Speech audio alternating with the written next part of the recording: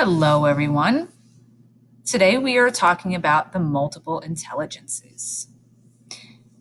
We started by talking about how Dr. Howard Gardner first introduced these multiple intelligences over 40 years ago. And he suggests that IQ is just not one-dimensional. It's not just a single number.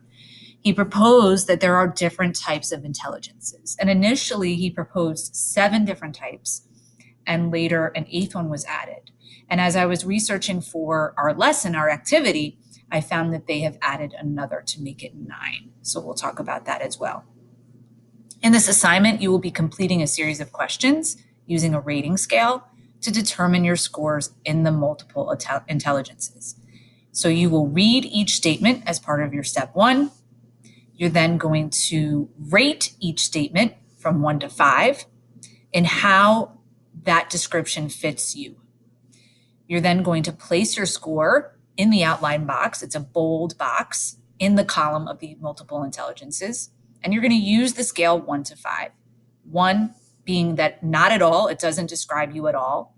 2, very little. 3, somewhat describes you. 4, pretty well. And 5, exactly. It's on the money. You feel that it describes you very well.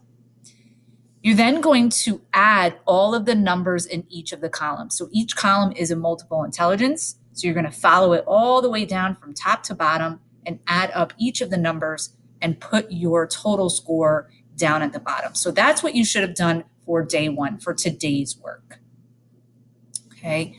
We also looked at the different descriptions of the multiple intelligences, and we talked about how existential is the new one in terms of your spirituality.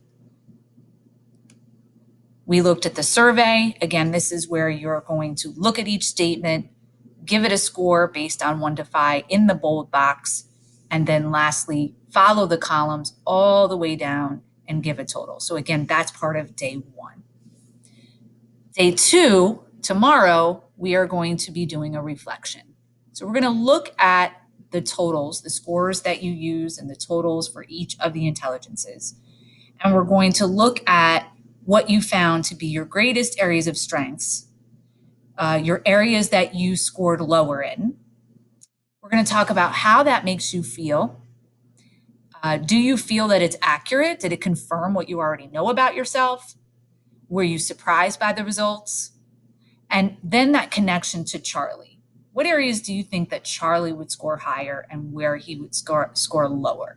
So on day 2, we will be analyzing those results of the survey, taking some time to look at some background information and what those scores mean, and then taking some time to reflect on those scores and that analysis in writing a well-written paragraph. So you do want to make sure that you have answered all of these questions in a well-written paragraph. So as always, if you do have any questions about anything, you can always reach out. I'd be happy to help. And I do hope that you have a good rest of the day.